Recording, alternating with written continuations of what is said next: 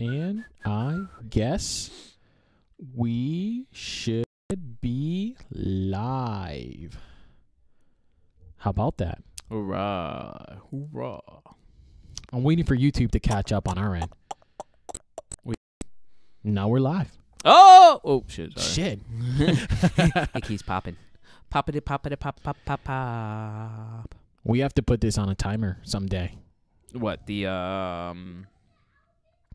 You know what I realized? What? That Reckless Recess podcast does not say podcast. The portion of it where it's in red is supposed to say podcast. Yeah. It's missing a D. How we go this many amount of years and not realize that the D's missing? I always thought it was there. Wow, that's weird. And we're also recording. So, all right. Thank you for joining us for another episode. Snap-a-showed. I used to say that if it was just me. Of Reckless Recess, the podcast. You have Dave and Yankee here with you for once again another interesting and mind-blowing episode. Yeah, buddy. Before we start this, we'd like to thank our sponsors, the air, and everybody else around us. No sponsors here today. No. It's all right. You know Who what? cares? I started looking on Amazon. It's a little confusing, so I got to start. I got to read a little bit more into it. Yeah. Because we could use our name, Reckless Recess, and people could get a 20% or 10% discount off of books and stuff like that. Yeah. So what they do is they go into our website and click on it, and then from there you shop on whatever. It's good for 24 hours. Yeah. Yeah. So I knew a little bit about that. I know other people who are doing it too. Oh, awesome. Amazon's actually like Amazon. I buy As a matter of fact, I'm waiting for Amazon to come out with their Amazon Tube. What the hell? Just like YouTube, there's Amazon Tube. I don't know. Yeah, so they're supposed to be a competitor. They already have put in the, I guess when you trademark it, yep, you're supposed to go through a process. Okay. And YouTube is fighting that. Oh. YouTube is like, no, this is my space. Back up. Yep. But if you knew this, for you guys that are listening out there, Amazon owns Twitch now, or has owned Twitch. For the longest time, I think about a year and a half, maybe. Okay. The subscriptions, the live feeds are already there. Okay. The only thing that's missing with Twitch is to have videos, meaning like upload your video and let them go live from that aspect. But going live and being in front of people has been happening for a while. Yeah, yeah. The only thing that's different, and in Twitch's defense, I think Twitch can say, well, listen, YouTube, you went live with your live gaming. Yeah. It's there. You have people who go live. Why can't we just start our own Amazon Tube? Yeah. I'm just saying. They never LLC did it. No, you can do whatever you want. It's just the problem is when you have huge companies going after each other, it's competitive. Okay. And when you set aside, when you have another competitor as big as Amazon, of course Google's afraid. Yeah, yeah. They're gonna lose people. Yep. And I was like, of course, YouTube has been in that arena for the longest time, and people are always gonna go to YouTube because it's something they know already. Yep. And for the people who are, I don't know if you knew this, there are certain people who are already on Amazon videos and uploading videos. Really? I didn't know that. Yeah, they get commission. They get a lot of money compared to YouTube. Oh, yeah. I know that. But it's a small number of people that are able to. Right. And because of that, it doesn't allow for other people like you and me, because we don't have a lot of viewings per se. Yeah, yeah. Compared to, people who have like a million views. Yeah, got you. Yep. Per week, whatever. Yep. We're not there. Okay, got you. So it's difficult. All right. That's the start. That's something new. I didn't know that. So I love when new competitors come on board. Yeah, I guess so. It makes things interesting. It does. Instead of the same old repetition of everything. Yeah. So I know Twitch because a guy that I follow on YouTube called Boogie. I like Boogie. Yeah, Boogie's awesome. He's on Twitch too. Yeah. So I follow him. Actually, I got into him when I was laid off. I started following him even more. Yeah. So he's pretty funny. And knowing this, I was just watching a couple of videos recently. He got divorced. So I heard. I feel bad for the dude. But, each of his own. Listen, when they talk about YouTube and the amount of time that you put in and invested in YouTube, it's a job. It's a real job for certain people, and in their defense, it's like, yeah, you upload videos, seem simple. To me, it takes and it requires a lot of energy. It does, because you got to edit, make sure everything's right, and right. So you're constantly looking at your feed, making sure it's first upload it first. Second, check on your comments. Mm-hmm. Actually communicate to the fans that are actually communicating to you. Exactly. Try to avoid negative feedback as much as they can, or address the feedback. It's like, hey, you might hate me, but hey, this is what I do. Well, it's like that YouTuber, whatever his name is, the guy. PewDiePie? No, is it PewDiePie? The guy that he was making fun of the dead body in Japan. Oh, Logan. Logan. YouTube took him off, and they stripped him from everything he ever had. Yeah, he was making money because he started off from nothing. Yeah, got famous on YouTube, started his own channel, and then he went to go do that, and he fucked himself over. He's an idiot, and he's just an unfortunate idiot. Yeah. For me, I don't care. You get what you get, and what happens to you is your consequence. I mean, it's definitely the consequence of you being an idiot. Yep. And I agree with what YouTube had did for him. Oh yeah, or did to him. Yeah, I really do too. I mean, stripping him completely. He was saying that he did it to be aware of suicide. I get that. Okay, cool. At that concept of being aware of suicide. All right. But when aware of suicide, and you but when he started making fun of it, that's when he killed himself, he like fucking stabbed himself. Right. If you're gonna make fun of something, do it off camera. This way, you know this is your livelihood. You know you're making money off of this. Right. Don't do it. And listen. And when I said make fun of it, I don't mean that suicide is a funny thing. I don't joke about it or anything like that. You should never. Suicide is a real epidemic, but.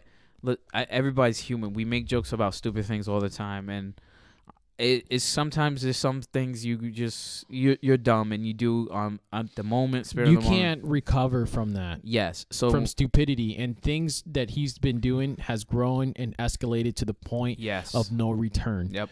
One thing lead to another thing, to that other thing leading to another thing. So basically what he was trying to do is outdo himself every single video. But when you go into Japan, which is another place that he's gone to, very in a way that he was very disrespectful, because that country alone is different from ours. Oh, yeah. In the Western society, you can do what the fuck you want. Over there, it's different. Yep. There's customs and courtesies. You have to respect the culture. Oh, yeah. All day. You know, when you go into a temple, you know, it's like going to someone's church. Yep. And I don't want to say that it's church or anything. I'm not saying that was a church. Yep. Sorry about that. A little interruption by the little people. Yeah. But either way, we're giving a lot of emphasis to this, but I definitely wanted to get into our podcast. Yep. This sorry guys, this was a little segment of ours. We really was going to talk about parenting. All right, so today's podcast is about parenting. Yes, parenting. So before we get into that, I heard you talk about the last podcast about basically putting a pep in your step, right? Yes. And I wanted to continue that path. So for every time that we open up, I definitely want to start with a verb, or not a verb. Let's not call it a verb. I would like to start with a blurb from one of the books that I pick up, not on a constant basis, but every once in a while I like to look into things. Okay. And one of the books that I have in my hand, for those that don't see, well, actually, we don't even have a live web stream yet, which it should be coming soon. Yep. I think that's a conversation we had before, maybe. Yeah. Either way. So the book that I have in my hand is The Complete Idiot Guide to Psychology. Ooh. And on page 170, it says the need to achieve. Ooh.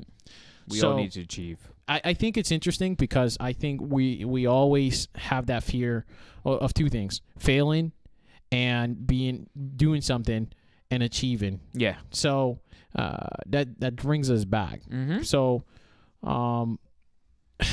my boss usually says the reason why you don't want that is because you might get what you want and you might achieve. Not in a bad way, but in a really good way, that your success scares you more than anything. I got you. Which is weird, because I was like, what the fuck? I get it. I get it. So the book says here, when I say book, the good book of today. The book I have here today. Jesus. No, it doesn't start that way. I'm sorry. So the need to achieve. If you had to predict who would be successful in life, would you pick the person with the high IQ score, or the best grade, or the strongest need to achieve? Question mark, right? Mm-hmm. Personally, I picked the person motivated to do well. You said that. Yeah. And I think that was interesting because you definitely said that. Someone who is motivated. See, with the dirty fingernails, you mentioned that. Yeah. And I think that was a good example of saying I don't see a person who's very clean, but I also see a person that's here today, even with dirty hands. Yep. That's here and motivated to do something. Yep. Otherwise, someone who's motivated enough to do something. Yep. Definitely will achieve greatness. So right. We'll all know bright people with chronically unachieved, right? I said that completely wrong. Chronically unachieved, right? And we also know that high school graduates who tank the SATs could now afford to buy the company published them. So we know who failed the SATs over here. Seriously, I failed completely, and I'll talk about that. And I think there's something to be said about that, because if you look at Casey Neistat, or if you look at Gary Vaynerchuk, none of these people were really good at school. No, they just didn't. To me, honestly, I wasn't an AB student. I was a CD student. Yep. If anything, I was at the borderline of freaking F. You know who I would use for this, and it was very successful? Steve Jobs. He never finished school. Never finished high school or never finished college, because there's a difference. No, he never finished high school either. Oh, jeez. So he just dropped out completely and built his own company from the ground up. So let me finish here. In the long run, desire and perseverance exceeds talents or brains. Okay. The need for achievement, first identified by Harvard. Let's just skip this part because honestly, refers to the difference between individuals in their inner drive to meet a variety of goals. When you need to the need for achievement is high, your energy and focus towards success and motivation to continuously evaluate and improve your performance. When channeled properly, this can be an organizing force and link your thoughts, feelings, and actions. Taken in extreme, it can be monkey on your back. So if you take the achievement too hard on yourself, I guess it could be a burden. Okay. So I get it. Perfectionist. So it's the thing that he's saying, perfectionist is a need for achieve that has gone haywire. Okay. So when you become a perfectionist, and I know this for a fact, after I got out of high school, I had no desire to do anything. Yep. My only goal was to join the military. Okay. Once I got into the military, I did what I needed to do. I also what I did was I ended up going to school after the fact. Okay. Not that it was a bad thing. It was a really good choice for me. Yeah. Once I got into school, to college. When I say school, I mean college. My desire, my focus has changed to now I'm going to focus on this particular course. Yep. And pass it. Not just pass it. I'm going to get a freaking A. Yeah. By the end of the semester, I was at 3.8, 3.9. Very close. Yeah. And that was the portion of me of being a perfectionist, but I was stressed out. Yeah. But there's nothing wrong with the need or desire to achieve. Yeah. Because that's what drives you. Yep. And I appreciate what you said earlier. Or last podcast. Of course. I mean, that's how I always felt. So, I mean, that's something I don't know.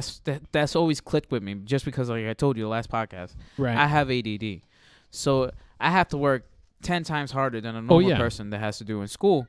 So, when I look at people, if I ever owned a company or if I ever was a charge of hiring people. Right.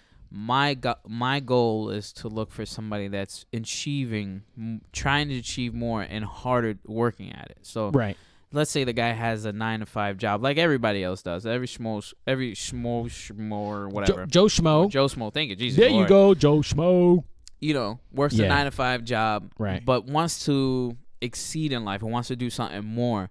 So he might come out of the 9-to-5 job or leave early from the 9-to-5 job, but trying to figure some way to get out of it, to go to the interview to make his life even better for for himself, his family, whatever motivates him to get to that point. So let's say the guy, let's say he did come in a suit and tie, but I noticed his hands were dirty. And like that's the guy that he left. He was doing something to try to make his life a little bit better. Right. So that's the only reason the way I said it that way last time. No, I know, and I know what you meant, and I don't think I thought into it too much. I was like, wait a minute. I mean, but he's like a dirty motherfucker. Why? Well, that's every person. But anyway, history. We this is definitely not part of what we were talking about the podcast about parenting. Definitely parenting. Well, you know something what? to talk about, and I think it's interesting. It can definitely. We at unfortunately, as bad as it is, we're in 2018. We're freshly new into this year. Right. It's a struggle right now for being a minority, especially if you have some color to you. And I'm not gonna sugarcoat or anything. If you're a darker skinned person, yep, you're gonna have more struggles. If you're a minority, a Hispanic, and not the normal Hispanic that everybody's used to, like a Puerto Rican. Yep. And you're from a third world country, you're gonna have more trouble. It's just as bad as it's gonna be. It's where 2018 should have been like that. We should be where everybody gets accepted. Everybody should be moving along. Everybody should be progressing, not decreasing. You know. You know, it's a good show to watch that's on Netflix. Ooh, which one? The David Letterman. Okay, I just saw the thing for that. How is that? You should definitely watch it. It's definitely interesting. He actually interviews Obama again for the second time. And I thought it was very interesting because he touches on a topic that I thought was completely par. Okay. And he touches upon the black community. Yeah. And how much they struggle and they still continue to struggle. Yep. And even in today's society that they fought to be in the position that they're currently in now. Yeah. And one of the senators, and I forget, I think it's senators or representatives, state, I forget what the name is. One or the other. I'm gonna research it and I'm gonna link it so that you at least know who I'm talking about. That crossed the bridge. Okay. And it was a historic moment. Okay. For them, and it was brutal because while they were passing the bridge, the cops showed up. And they have billy clubs. You remember the billy clubs? They're made out of wood. Yep. They were knocking people over and just pretty much just clocking people over the heads. Yeah. And that's the worst thing you can do with a billy club is just grab them and then knock them over the head. Yeah. Because those things are very brutal. Yeah. Now, that was leading the path into what we have today. Yeah. And because of that walk, Obama today, was the president because of that walk in path. Because he did that. He did it with Martin Luther King that just recently passed. During that same time period. You know, I wanted to do a video on the Instagram page of on Martin Luther King, but I got so busy at work I wasn't able to do take a 10-minute break and just do a real quick video. I'm gonna touch upon this. I'm gonna touch on this real quick. You know, it's sad. It's sad to be where we've gone from having black people to be not being people because they weren't treated as people. They were just treated as properties. They were treated worse than dogs. Unfortunately, that's how bad it was. To start getting their rights. At least a black dog got fed in water. Yeah. It got ran and it was treated like part of the family. As bad as that sounds, but you know, that sounds terrible. You know, it went from them to fighting to get rights, fighting to be considered a person, to back to fast forward to all the way to where we at now, to be almost kind of considered back in 1950s. I want to say 1950s. Yeah, around 1950s. You know, and it continues from there. Yeah. I mean, what we know are what's in the story. Historical. It's in the books. It's been somewhat given to the elementary school kids up to the whenever. High school.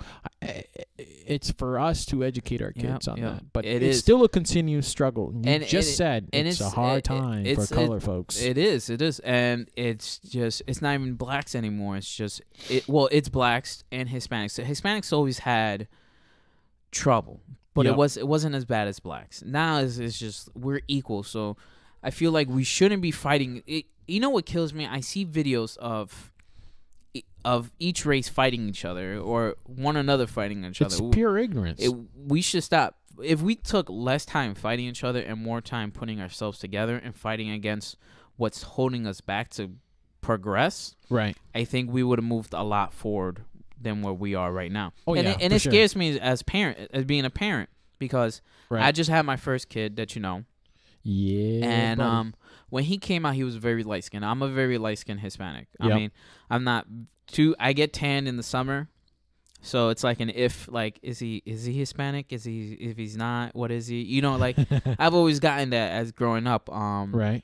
Perfect example. When I was a teenager in high school, I owned a station wagon.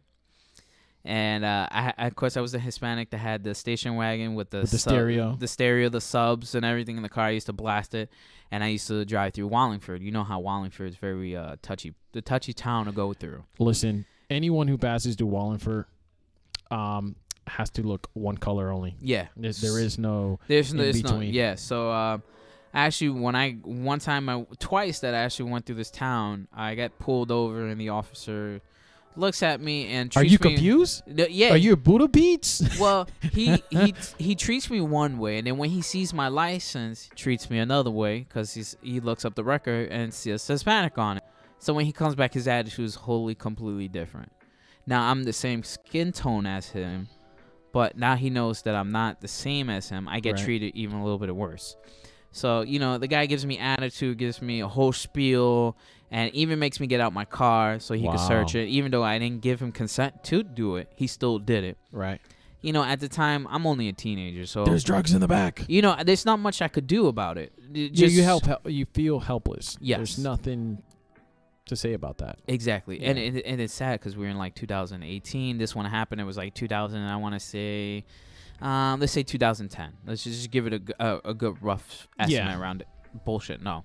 I lied. 2010. 2005. There we go. Better. Okay. 2005, 2006, around there. Yeah. Okay.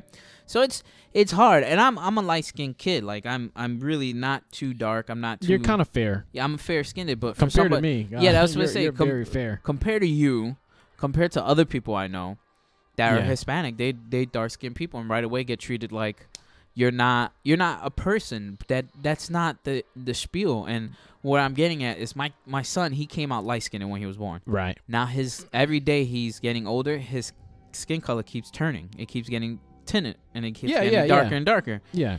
And it scares me because he's not gonna get the same leeway that I did, you know, because they would be like, okay, so he might be white. You would just hope that with the next in the next 10 years things will change. And then this is hoping. And I mean in the great positive way. Yeah. We have to be optimistic.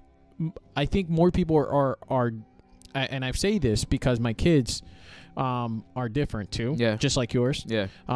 They're gonna get into interracial relationships. Yeah. Regardless. The they're gonna either like a white person, they're gonna like an Asian, they're gonna like somebody who's the completely opposite from them, probably a black. I don't care. I don't because either. It's up to us as parents Yep. to give them basically everything they can possibly think of, right? So every scenario, and that scenario means putting them in different environments, whether it be whites, blacks, or putting them in an educational environment. That's up to us. Yeah, that is. And you know, I'm gonna do that with my son, and I'm planning to have more kids. But like for help you, every child that I have to be. You know how I am. I'm a person I keep it really raw. Like I keep it real, and I'm gonna be like that with my kids. Not everybody is open up to being interracial. Not even interracial, knowing that you're Hispanic. There's just people that's just not gonna like you, and I'm just gonna put them in that situation where they're gonna feel uncomfortable, and they can learn from this, because a lot of you know what kills me nowadays is that everybody gets an award for something. Life is not an award getting thing every day. Like you work like me. We work hard jobs, 9 to 5. We get beat up. We come home. You know, and it's not like they getting the way they treating these kids now. You know, you get an award for getting back up. Hey, you did a great job in soccer today. deserves an award. And life is not like that. No, life, it's not. I explain that to my wife every single time. It's like, do you honestly think that she deserved what she got? I get the fact that she showed up, but I don't believe that every single time she showed up or shows up to an actual event, that she should get an award for that. I don't think so either. There are winners and there are losers, and that's life. Life is like that. Listen, if you don't work, I always said that the person that always keeps getting knocked down, that's the person that keeps achieving more. Because I get knocked down, guess what? I'm gonna work 10 times harder to pass that. I'm gonna get knocked down again. I'm gonna work even harder to get to that. You're gonna keep knocking me down to the point where you're gonna hate me to the end of the world. But guess what? I'm gonna keep proving you wrong. Because you're focused. Yes, and I think nowadays this treating and everybody deserves to be treated equal. Yep. Yes, that goes back to what I was talking about. Yeah, but not everybody's. There's not always going to be a win-win-win situation. No, you're going to win or lose, point blank. That's how it is in life. So I'm going to interrupt you real quick. Oh, go ahead. So going back to the book, and I want to read you this passage just to kind of sugarcoat it. Go ahead, Bible man. No. And I thought it was interesting because you hit it right on the head, dude. It's crazy. No, it's wow. It's visualize yourself performing successfully can be a greater motivator. Yeah. Look at you, man.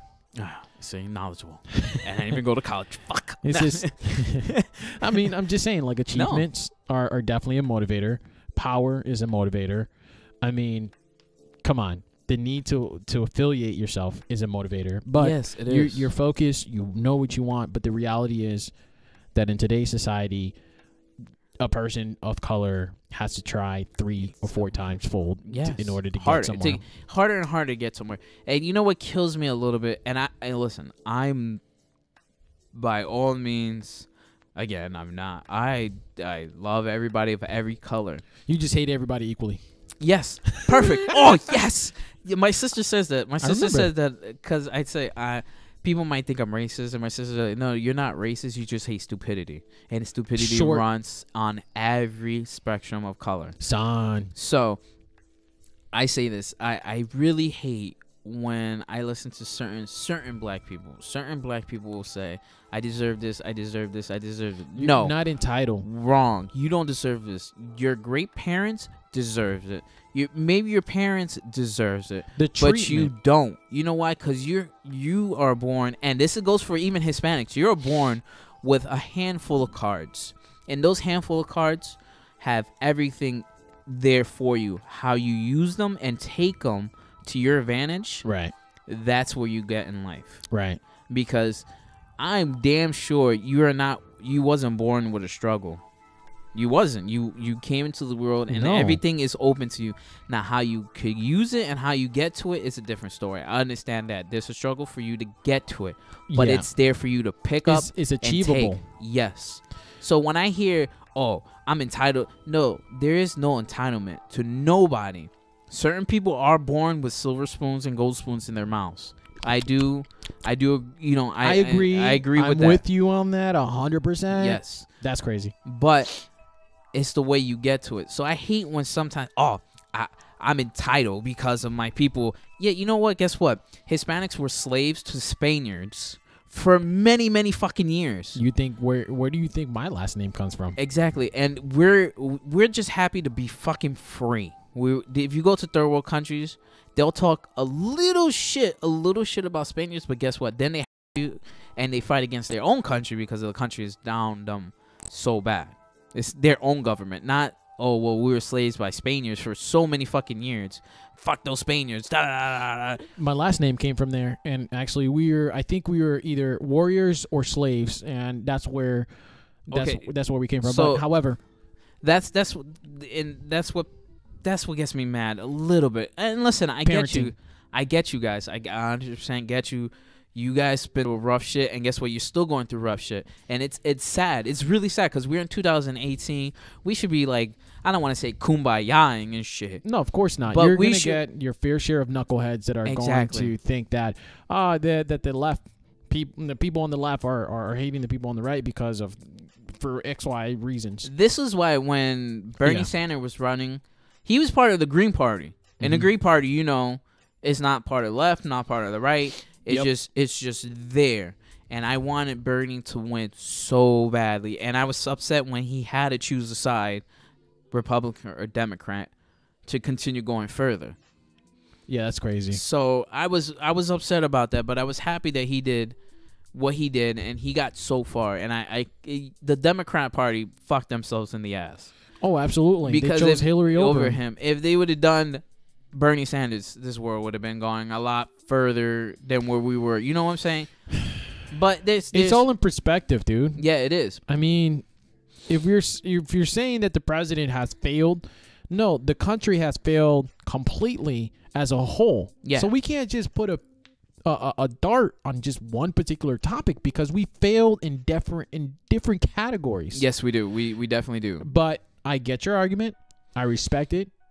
But going back to what you were saying, just kind of rewind back, yeah. Come back a little bit, is that you were saying that your kids should have a better life than we have. Yes, they should. The struggles are different. Yes, and will be different. Yep. But the fact is that there's micro racism. Yes. Like, oh, you're white. I don't want to say micro. I want to say it's a little bit more than a micro. It is micro because nowadays you could be intelligent and own your own company and be a millionaire, but still be stereotyped to be like, oh, you're Hispanic, you're dark, and you still don't know Spanish. Yeah. Or the fact is like, oh, you're Hispanic, you speak very well in English. Yep. Wow. What education do you have? I'm like, I went to college just like you, bro. Yeah. Yeah. Yeah. And it's. Do you eat rice and beans? Yeah. Every night? Yeah, no. That shit's delicious. It's delicioso. I know white people that loves the shit out of it. Oh yeah. All the time. Even black people. Yeah. But I digress. Anyway, and this parenting is not easy. Parenting and I just came into this. My son's only just turned 2 months. 2 months. So there's not a lot I really hit on this topic, but I can't say a lot about it because it's scary. It's scary to see what's going on because what helps a lot, and as bad as it is YouTube, Facebook, Instagram, Twitter, all these fucking things help you and you can see what's going on in the world. Like it's so fucking horrible. Like I'm afraid to let my kid just go out in the street. Cause at 2 months, I would be too. Well, you know what I mean. I'm just saying. I mean, it just it kills you because you could, as much parenting you could do. You think you could do the best 100% parenting in the whole fucking world. You could drill it in your kid's head all fucking day. You could tell them, listen, you got to repeat everything I said to you 2 days ago, and they'll repeat it what you said 2 days ago. But once they get out to the real world where there's school influences, there's your friends. You could only the thing is we're here to guide and feed. Yeah. Just keep that in the back of your head. I mean, not everything we tell them to do when they're at a certain age to make their own decisions. We're here to guide. At a certain age, that is the point. Like Yeah. You know, Yankee. Like, at what point do you listen to your mom and you say, "Fuck it, I'm just still gonna do what I gotta do"? I mean, well, listen, I still listen to my mom because she scares the shit out of me, and I'm 30 years old. But and I understand what you're saying. No, I get. Your decisions are based on what you know. Yeah, and this is 100% true. Guiding. It is. It's about guiding, but at the same, she doesn't control you. No, she doesn't. But you know what scares me? Yeah, because I work in a prison for children. And that's a motivating factor of you not doing anything stupid. No, and that's true. It's because you see things that other people don't see. Yes, I see. That's what I'm saying. Things that wear me more because where I work at, opens my eyes to, fuck. There's so much I could tell my kids, but once they get out there with their friends, their friends might not get the same parenting as I give my kids. And I told you. And it's just up to us. Yeah, it is up to us. But at the same time, temptation is a bitch. It is. It always has been. And it's a bitch. And for kids, I think it's easier to grab temptation than it is as an adult, because when you're an adult, you know. You're educated? Okay. Perfect example. Go for it. As a kid, they tell you don't touch the stove, right? Don't ever touch the burner because it's hot. You know it turns red, and red is, for some reason, trigger people. Ooh, I want to touch it. It's red. You know what I'm saying? Right. So as a kid, your parents always don't touch the burner. Don't touch the burner. You're gonna get burned. You're gonna burn, and then what you do? You touch the burner. Now you're an adult. They tell you. You know, red means don't do it. Don't touch it. And you're like, oh, it's red. Let me not. No. But not entirely everything you do as a parent. You should always encourage take risk. That is true. That is one thing that doesn't really get instilled in children. I mean, no, it's already instilled in children automatically. We pump the brakes for them. It's like, no, don't do that. Don't do that. You're gonna fly. You're gonna fall on your face, and it's going to hurt. Yep. And they're willing to take that risk for that 0.2 seconds of adrenaline while they fall onto the ground and get hurt. Yep. And then you learn. But you also have to put in perspective too that taking risk is a normal thing. It is. And we have to teach them how to take those risks. Yeah, it is. That is true. That's why it's scary. It's scary to be a parent because you winners. have to. Losers, yes, falls out of that same category. You know what? It is true. Yes. If you don't take a risk, you don't win. If you don't take the risk, you still had the potential of losing out on something important. Yes. What is important to you, right? So what are the risks? You know that let's use this for example, the house. Yeah. If you do not take that house, you risk what? Not having one. House. Yeah. Right. If you do not take the apartment, you don't get it. Yep. If you don't do a scratch off, you don't win. If you don't play, that's true. You don't win. Yep, you're right. You never, or the potentials of you winning are slim because you don't. Exactly, and then if you don't, and then when you do lose, you learn from losing to become a winner. But go back a little bit of what I said too about crossing that bridge. Yeah. If you do not cross the bridge, if you didn't cross that bridge at the time of that march, the same time frame as Martin Luther King. Yep. You would have never been where we at right now. You didn't pave the path for the other people to walk on that same very bridge. And you can't say you did something. Right. No, you're 100% right, dude. You're 100% right. But it's just a scary time. It is where we're at right now to just send your kid because you raised them. You're not gonna tell them YOLO. I hate the new words that are out for these kids, like keep it 100 or all these other stupid things. You know what? You know what kills me? You know what really kills me is originality. There's no originality no more. No word. No bullshit. There is originality, and then there's following. Okay. Yeah. So, perfect example I'm gonna use is rap music nowadays. There was a guy that made it famous over mumbling rap. Whatever the fuck that is, mumbling rap. Kids, listen to this. Mumble rap is. So now everybody wants to mumble rap, and everybody's mumble rapping, and then they're putting a little spin to it. There's a guy that just came out that he's mumbling rap, or he's rapping, and he's in a fucking wedding dress.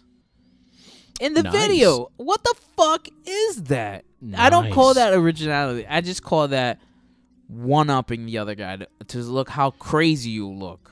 Is he a Dennis Rodman type of guy? I don't fucking know. Like, I want to drop kick him. I swear. That's one example. The next one, Cardi B came out. Boy. Okay. Wonk, wonk, wonk. It's just one. Okay, well, Cardi B, I'm going to give her this. When she does do things in Spanish, because she's Dominican, she sounds original. When she's rapping in English, she sounds like Nicki Minaj. And she dresses like Nicki Minaj. She gets the same hairdo as Nicki Minaj. And I swear to you, that's not originality. It's not. It's just not. And listen, I get it. She went from being a stripper to being a rapper. Now she has all this money. I just don't. She got famous because of the show, by the way. Yes, she did. And that's how she got there. Listen, hey, more power to you because you went from showing your ass to get money. Now you're showing your ass to just getting a lot of money. That's all it went from being on stage in front of a little bit of people to being on stage. To be honest with you, I look at that and I'm like, I hope my daughter doesn't come out that way. It kills you because that's what's out there. That's what's a role model for her right now. Fortunately, I mean, the reason I say that because the role models, there might be positive role models. Yeah. We just don't show the positive. We're always showing the negative of role models. And don't get me wrong, Cardi B might worked her ass off to be where she's rapping now. Right. She might have just fucking. She could have killed it in every record studio until somebody gave her the opportunity. That's all it takes. It's opportunity. It's the opportunity, but I just don't. I don't see the originality to it. Like when Queen Latifah, when she came out to be a female rapper, she had her own originality to it. Yeah, okay? Of course. What's her name?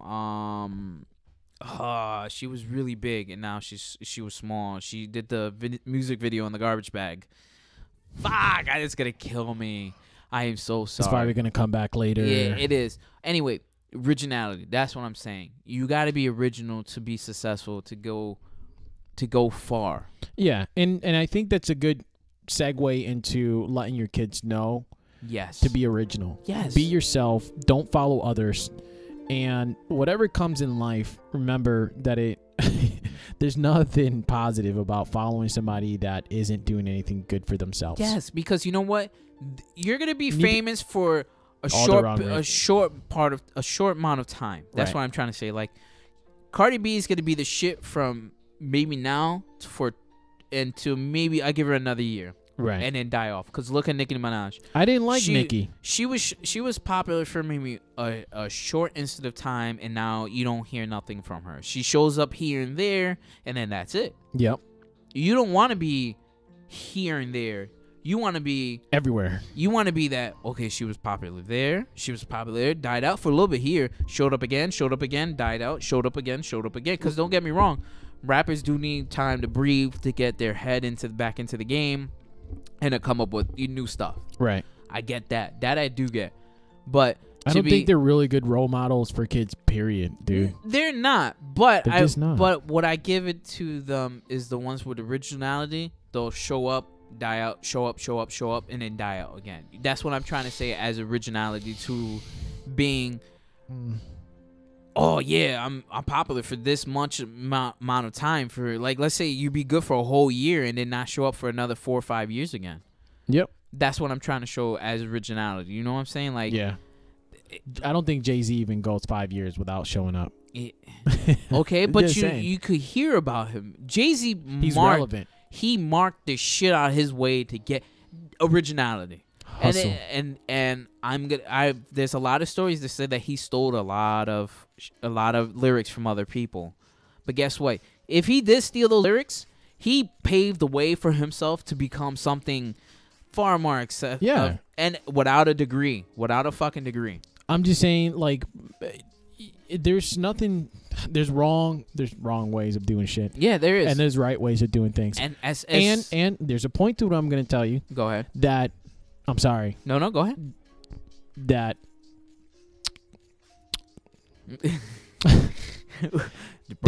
well, no, yeah, I did. Yeah. So good people don't always win. Yes. Perfect. Exactly. Good guys. No, and they don't. You don't win. And good guys finish last. And people are gonna say, where this has to do with parenting? Well, what this has to go with parenting is, you want your kid to be successful. You want your kid to be on the right path to doing things. And these are people as perfect example of, I don't know, parenting fails somewhere, or you show them as much parenting as you could, and they chose not to listen to what you gave them. You listen, the kids are always going to be better. You just hope that as they grow up, they're going to be better than you. Yeah. I disagree with being the kid. This is kind of off topic and kind of on topic of the parenting. Your kids are always going to be better than you, and you would hope always that their kids end up being better than them. Yeah, always. I mean, they're going to have more than what we have. Yep. I mean, I don't know how much more I can give them. Yep. I don't see that. I can go on vacations. I can give them bikes. I can give them love. Yeah. There's nothing else in the world that you can't, that's not in reaching distance. Yes. So when I look at my kids, I try to gauge it to the actual situation. So, and I'll give you an example. Mm-hmm. Meaning I'm not their friends. No. I'm their dad. not to cut you off. I love that you said that. Oh my God. Oh, you see, this is why we're such good friends. I swear to you, this is why we're such good friends. Say it again. You just hit something that I love. That you just tingled every sensation in my body. Parents, no homo. You're not your fucking kids' friends. You're not your daughter's best fucking friend. You're her parent. You popped her out. There is no reason for you to be their fucking BFF. Do not drink with your kids. Do not want to be in their clique with them. You're the age because of your age of what you've done. They're their age because you popped them out at that fucking time. Booyaka. Period. So that means that child is not your friend. Find friends of your age, period. Right. Let them be their parent. If you're 40 years old, you better find somebody who is 40 and above, or if not, around that same time. Okay, now I'm gonna cut myself a little bit. I'm gonna cut myself. Just a tiny bit, because when your kids get to a certain age, and now when I'm saying 30 and above, because 20 is still a little shaky time period. Listen, but 30 and above, fine. Then from there, you could definitely be your kids' friend because they're of age, and you can hang out with your kids. And I'm not saying to not be there for your kids, not go hang out with them, go have a day with them, go to the movies. But remember, where's a fine line of being a parent and being a friend, okay? Yeah. You're not a friend, you're a parent. Because now once your kids know that you're the friends, it's so much shit that they're going to try to get away with, and it's no longer parenting. Nope. Stop trying to be your kids' friends. The seriousness just kind of goes out the way. It's like, oh, she's just, being mean or just mad right now. She'll get over it and pass an easy one on you. And that's not how it should go. No. Ever. You got to give discipline. Discipline is no longer there. I was just talking about this with somebody at my job. Listen, discipline is the number one thing in my house. Yes. And it's like, and that's one conversation. This is another thing you're probably going to expect later down the years. And I mean like later down the years when your kid turns 5. The teacher is, school in general is going to be a challenge. Right now, changing diapers and staying awake is a challenge. When they start getting into things, that's another challenge. Yep. Every single year, you're presented with a certain challenge in your kid's life. Yep. And one of those, for me, is constantly on a discipline path. Yes. I'm not your friend. I'm your dad. Respect me. Respect others. Respect adults. Yes. But I also have to pay the path and be like, hey, listen, that wasn't right, and I'm going to show you what's right, and I'm going to show you what's wrong. Yep. And I'm going to tell you what's wrong, basically. Mm-hmm. As they're getting older, when they start going to school, one of the things the teacher said, she has a hard time listening, and I'm not sure why. And I question this every single time, because it's like, is it ADD? Is it the work too easy? Yeah. Is it the teacher not being hard enough on her, basically? Or it's just all the above? Is it the person that she's sitting across? Yes. You have to play those. Yeah. For me, when I'm looking at my child, it's like, listen, I have to look at all the cards, and sometimes I like to jump the gun. Yeah. And I'll be honest with you, as a parent, or any parent, they can relate to the fact of like, okay, it must be the teacher. Yeah. You never want to blame your child, because of course your child's your angel. It's always the teacher. And I'm like, no, I'm gonna look at every single aspect of the cards. Yep. I was like, okay, she's sitting in front of who? She's also being talked to who and what, and how she's being talked to. Yep. Does she feel like she's being belittled in front of her friends? Yeah. Or she feels stupid because she doesn't know a certain thing? Yep. Is she being excluded from certain things? Yep. And those are the questions that I have. So going back, one of the challenges that I was presented with earlier was she doesn't listen.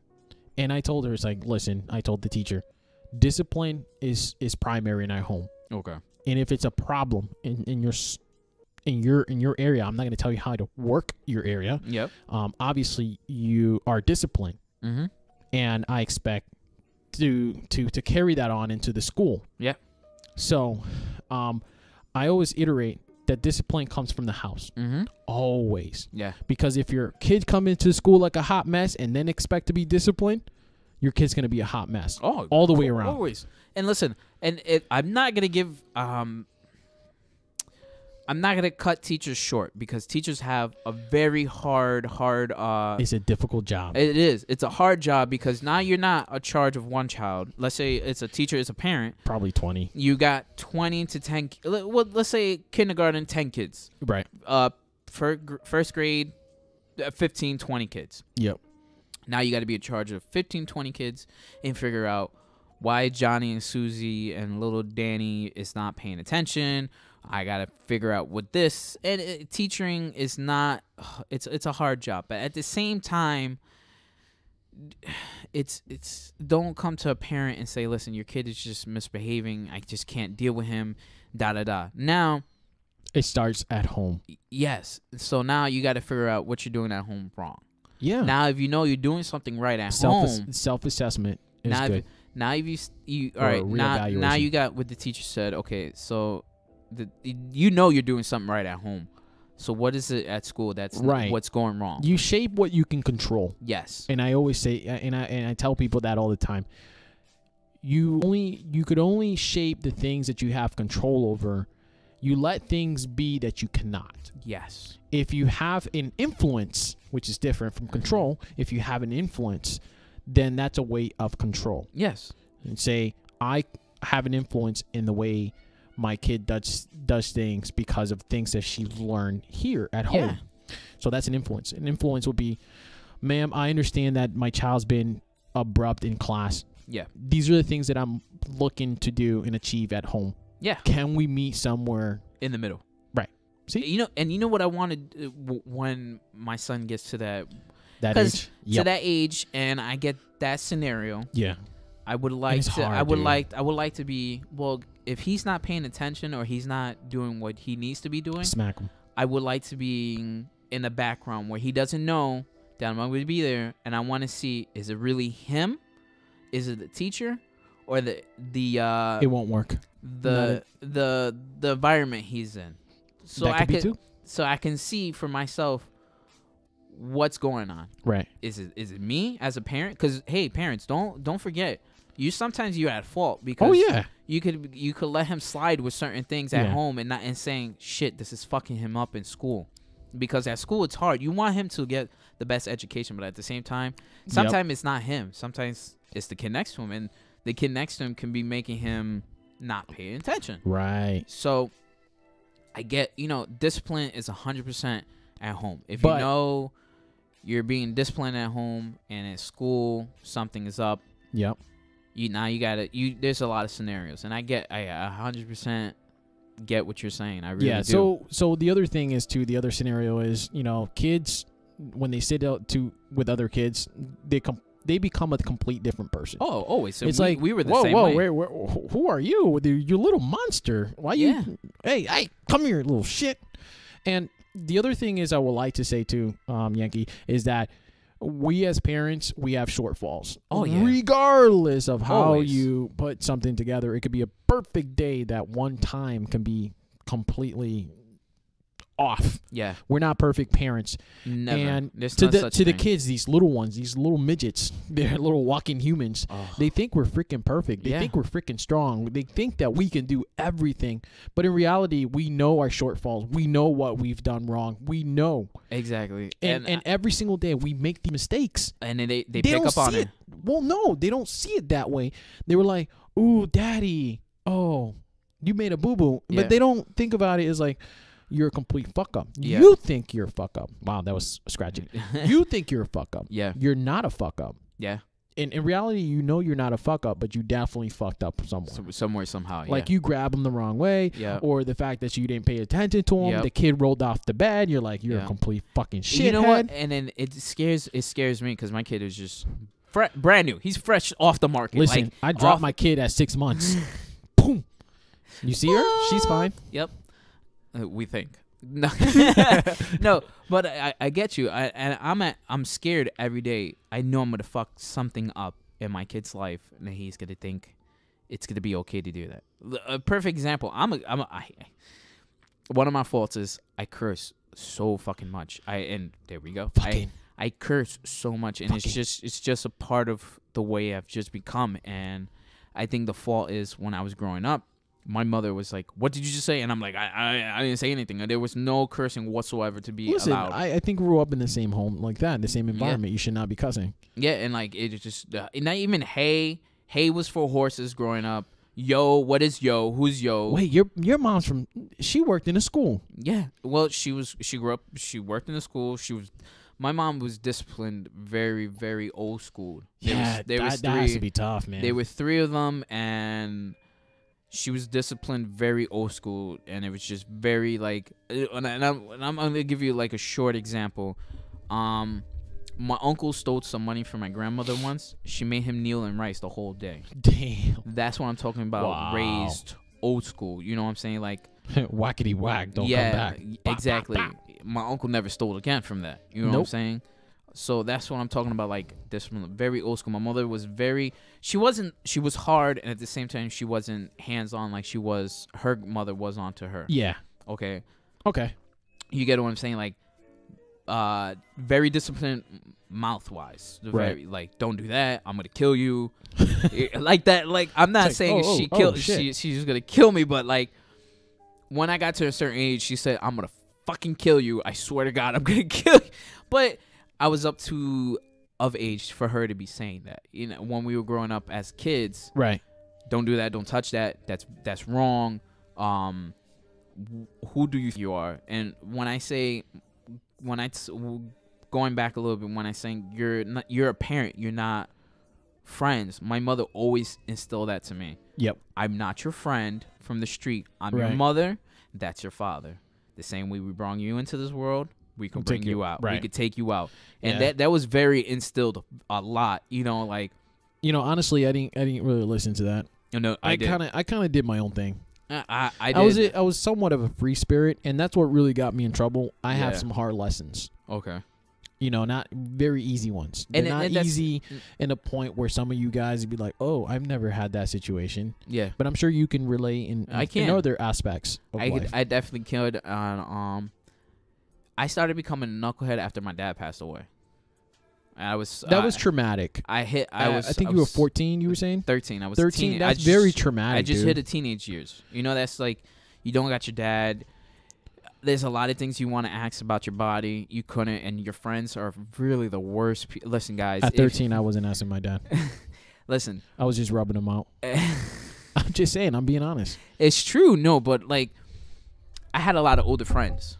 Yeah. So those are the wrong people to ask questions about certain things. Oh, yeah. You learn the wrong things.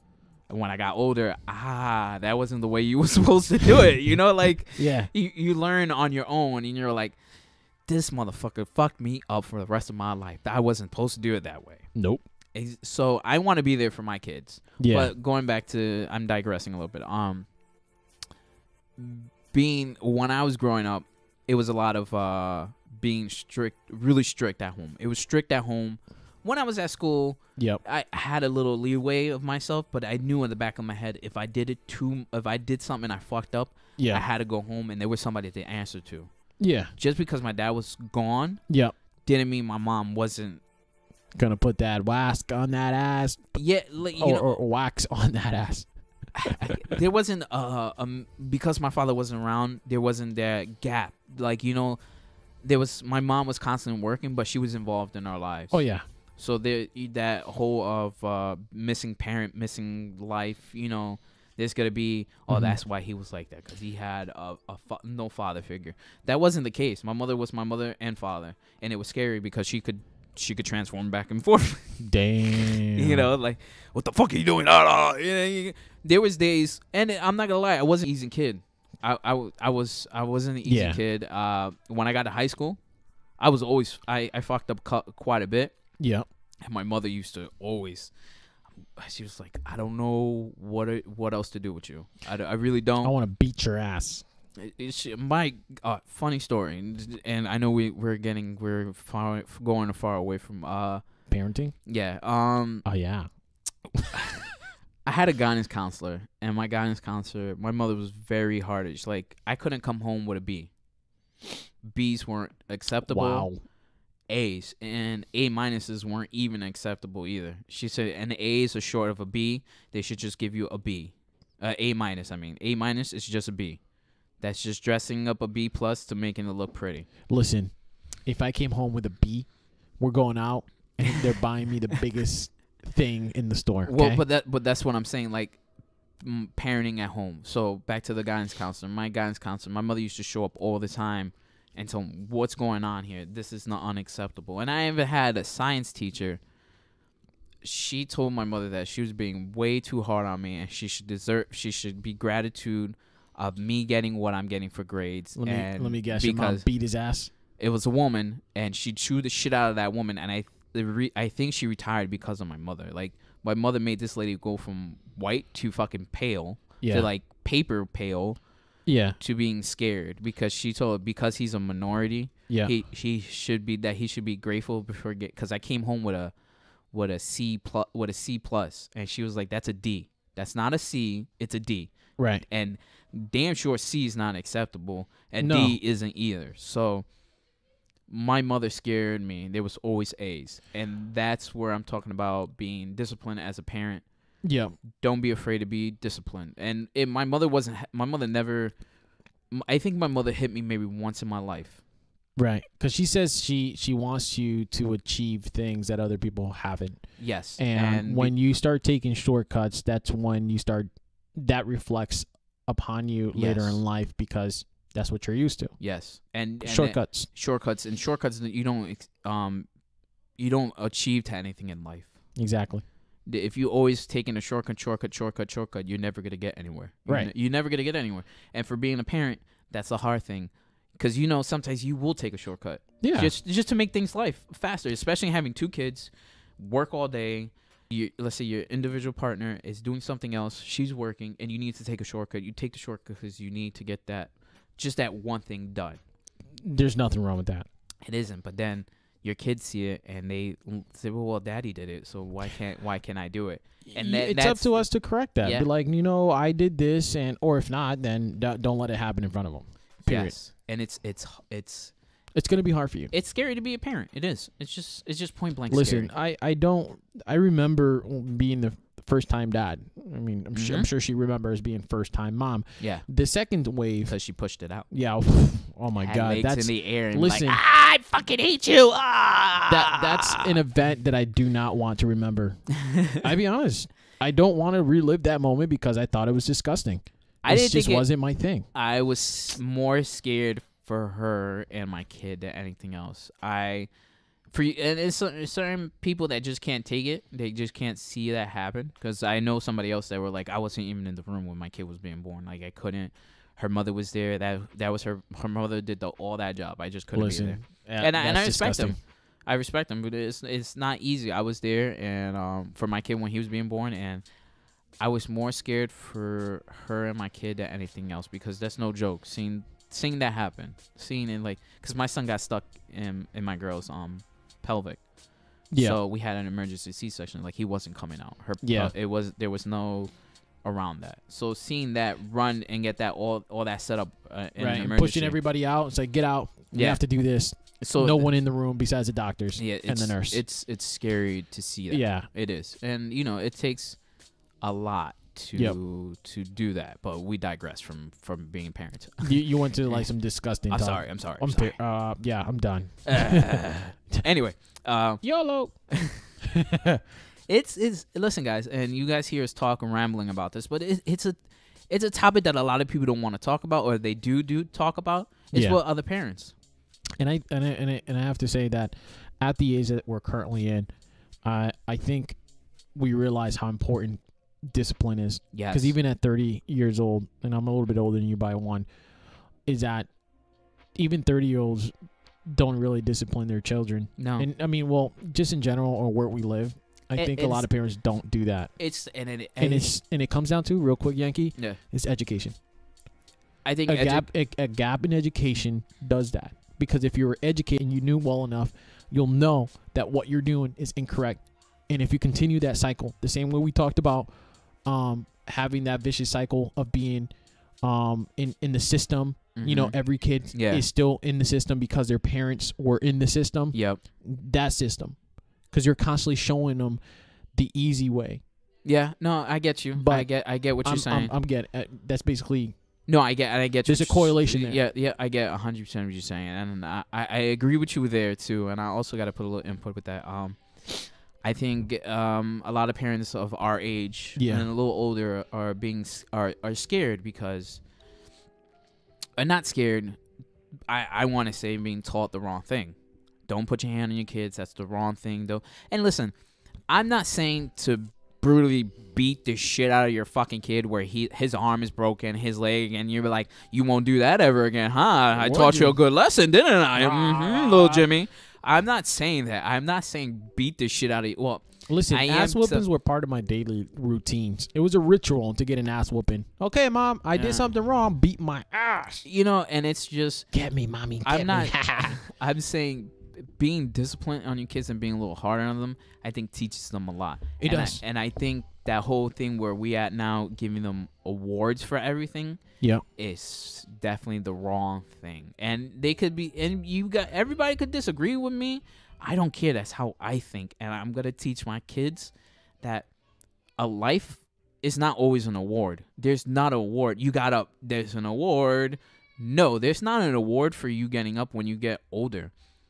You get up, you go to work, you get a job. Right. You get a job, you get a paycheck. That's your award. The paycheck. That is an award. That's more than enough. For me, it's worth me going to work. But also, I work hard. I feel giving these kids an awards, they're not achieving for things anymore. Yeah. You're making these kids stupid. I'm sorry to say, you're just making them stupid. When I remember going to school, they used to always hear, "You're the kids of the future. You're gonna make this world better." Yeah. You don't hear that anymore in school. You're just one teacher that I knew, she told me, I fucking hate this. She was like, I'm so scared for the future.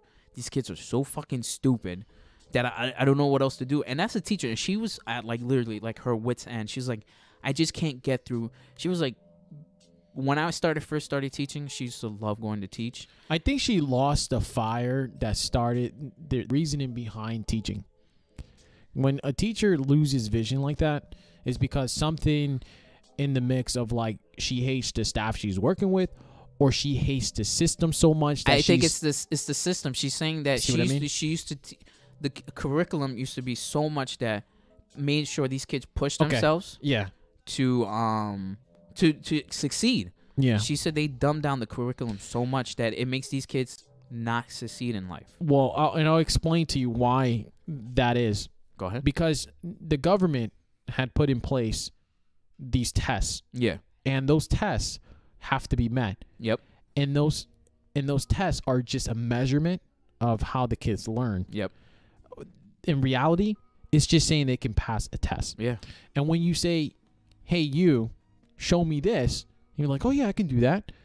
The reality is that some teachers, and I might say this because there's some teachers who are very relaxed on their curriculum. Yeah. And some teachers who are very, very good and adamant about teaching the kids more than what that's on the curriculum. Yeah. More.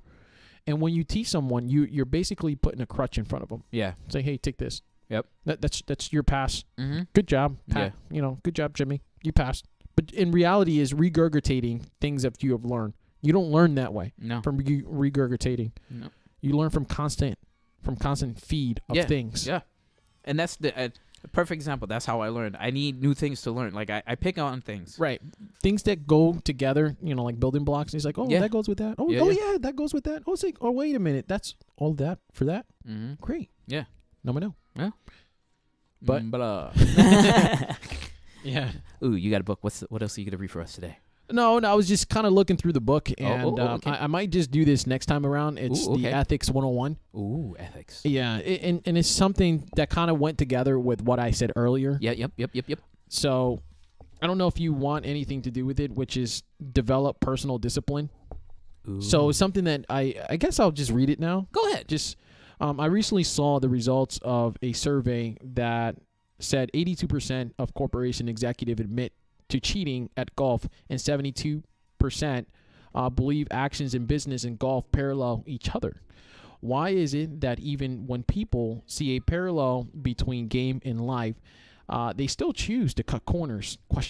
I believe that the answer is that the key they lack is discipline. Mm-hmm. So people who fail to develop personal discipline are often tempted to cheat to keep up, which is true. Keeping up with the Joneses, using credit cards. I mean, and pretty much, I mean, if those are learned behaviors, by the way. If you teach it, they'll continue to mimic it, and at some way, in some point in life, they'll continue to do it because it's okay in their mind. It's like opening a bag of chips in Walmart and eating out of them before buying it. It's a learned behavior. See, I'm a fault to in other words, talent without discipline is like an octopus on roller skates. That's plenty of movement. There's plenty of movement, but you never know if it's going to be forward, back, or sideways. Okay, so, now I get the octopus. I get it now. So with that being said, I thought that was a good segue into. Yeah. No, it's listen. Ethics is hard. I never not that I didn't get it. I'm a person. I'm a very. Now I don't want to say I'm a lazy person, but I work hard at trying to succeed at certain things. I say be lazy. Be lazy at your own time. Yes, and it's don't get me wrong. I'm not lazy. I'm a hard person. I work hard at my job because I know this pays my bills. When I want to succeed at things, it gets me a little hard. I get going at things. Nothing wrong with that. But I do have my lazy days. I'll be like, fuck it, that's it. I'm done. Like I'm done. I'm just gonna have a bowl of cereal here. I'm gonna fucking sit here naked and I'm gonna watch TV. Netflix all day. Yes. Yep. Netflix all day. And guess what? You're entitled to that because you're not gonna live your whole life at 100%. No, and 100. And it makes it hard. It makes it hard because you see other people around you and you feel like they're at 100 all the time, and it's not. It's not the case. It's that Instagram shit. Bro, it's not even that. Like you have friends around you. I have a handful of friends, and I look at them like, how are they at 100 all the fucking time, and I'm like at 50, 55, 45%. Yeah, and it's not the case. Is that I see myself at 45%. They probably see me at 100%. They were like, but how the fuck is he doing it that way? You know, and it's how your mind works. Yep. Your mind and your heart are the worst two enemies of yourself. I got a buddy like that. Yeah. A really good buddy of mine said he lives in Florida. Yeah. And he's always going, just constantly going, achieving things because he's always taking risk. Yeah. He's crazy as fuck. Love the shit out of him. But I was like, bro. But then when he looks at me, he was like, dude, honestly, Dave, you're my brother. I love the shit out of you. And I'll be honest with you. I don't know how you do it.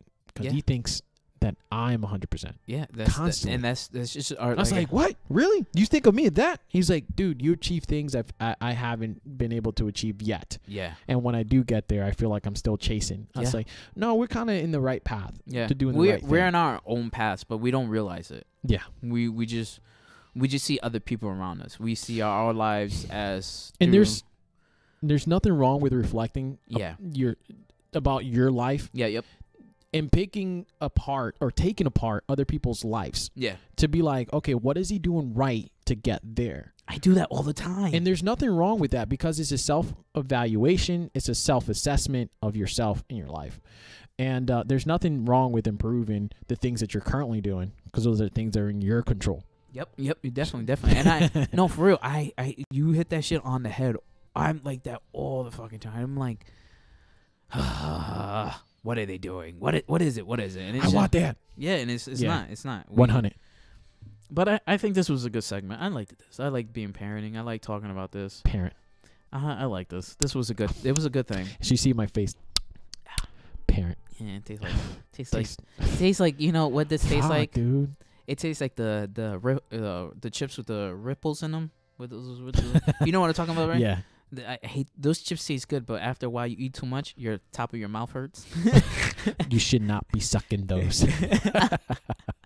Somebody like, "Wow, these guys are assholes." But before we let you guys go, we've talked about shouting out a couple of people. That's right. You did remember. I'm just gonna go back to re-shouting out the people that we talk about. I'm gonna shout out Mr. Everett. Go watch him and his guys. They call 3 Men in the Basement. They on YouTube. It's all one word, 3 Men in the Basement. They talk about comics and movies and all the stuff I'm into. And if you listen to my podcast, Mr. Hiltman, let me know, because I want to go on your show one day and just bullshit with you guys, because you guys look like you always have a lot of fun. Definitely hit me up. And again, guys, they're on YouTube, 3 Mans in the Basement. I also want to shout out the tattoo shop that I go to. I was supposed to text the girl that tattoos me, but I'm just going to do the shout out for them. They're CT Inks. Do it. They're right there on Route 66 between Meriden and Middletown. Oh, yeah. By Guidas. Yeah. Been across that. Never been in there. Go see everybody in there that tattoos is wonderful. Eileen, she's a female tattoo artist. She's awesome at what she does. Everybody else in there are amazing. I've been tattooed by 2 people in there, and I can't say I've never left unhappy. I've always left. I want another one now. Guys, just go if you listen to us and you're from Connecticut and you want to get a tattoo done, go over there, go get it done. You remember the book place I was telling you about, the breakfast place? Actually, I was just gonna get to that. I remember the name. It's called near the dollar store. Yes. It's called fuck, I forgot the damn name. Oh my god, it was right there. But either way, let's talk about this real quick while he thinks about that. Yeah, One other book that he mentioned in the last podcast, which I think I'm going to start reading. I will read a little bit of it, which is the American Gods book. Good book. I heard it's a really good book, just based on the reviews, and he also had recommended like every month to read 1 book. And I think I'm going to join in on that. I just started picking up these books, the ones that I just finished reading, you guys, and I'll start reading a little bit of it so that you kind of have a better insight of how we think, and how you can use that in your everyday life. So hopefully, what we say you can kind of use in your life, in your light, and put 2 and 2 together so that you can make your own decisions. It's never to influence, but definitely to help along. Either way, as he's searching there, it definitely was a really good podcast. I definitely enjoyed this one, and as many and many more of the other ones that I had to enjoy. But I feel like we are improving on top of what we have done. I think we're outdoing ourselves, man. It's crazy. I definitely do think the same thing. I still haven't found the name of the diner. I think what I can say is that this podcast has grown in general, meaning that we sound better, we do things better, and it's a little less improv. Yeah, definitely is. But as we come to the near end, I definitely want to say thank you all who have been on the live stream. Yes, thank you guys. And we've been using YouTube. Wow, why am I stuttering? We're using YouTube as a live stream. We might just go somewhere else. If not, it might be where we start live streaming. As a matter of fact, I think we should have started live streaming on Facebook. Yeah, we were talking about Facebook. I think we're even on Instagram. Yeah, we're gonna do Instagram. You know what I'm gonna do? I'm gonna try to set up. Maybe we could get some way to get a tripod and just live stream from the phones. Yeah. And this way we could have the phones. I have a tripod. Okay. All I need is just the stand for it. Okay. Quick interruptions. Thank you for my girl for answering my text so right away. The diner is named Huxley's. Jesus Lord. Why I couldn't remember that? I don't know why. Where's that at? Near the dollar store? Huxley? Huxley's. Yeah. It's called Huxley Bookmark. It's a great diner. It's right here in Meriden. Everybody go check it out. It's so delicious. If you got time this weekend, yes, is that something you want to do? No, because I work. I work. But next week I'm off the full week because I took it to spend time with my kids. So we get a couple of adventures live stream on Instagram. Everybody look out for that. Please call to our IG account. It's Reckless Recess. Same thing with Twitter and same thing with YouTube. Mm-hmm. And individual has a Snapchat. Yeah. He has his own. It's what's your Snapchat name? I forget. Okay, well I don't even know anymore. Mine is Yankee, also aka Tidbit. Look for us there. Or just send us a message. Say like, hey, what's your guys Instagram or whatever? Or you can leave it right here, a little comment, and we'll send it to you guys right away. Yeah. Well, anyways, you know what? Before we go, we're gonna. You know what? We should start telling them. What? Stay tuned for the next podcast because the next one we got an interesting one going. We're gonna do on yeah. What I was telling you about conspiracy theories. There we go. That's right. And we're gonna have actually my little sister be on that one. She wants to come in because she's a big conspiracy theorist herself. That's right. And we're gonna have nothing like Alex Jones, right? Yeah. And so we just do that one up. We gotta sit down and drink with that one, and we're gonna just bullshit about conspiracy theories. Absolutely. But we know what, guys. We're gonna cut off. We're gonna say thank you. We love you guys. Don't forget to like, subscribe. I keep forgetting this shit all the time. Fuck. Mm-hmm. Like, subscribe. I'll let you struggle. The struggle's real. Comment. Thank you, Jesus Lord. You know what, guys? It's just been a hard time on it. Anyway, you know what? We're gonna end it. Peace out.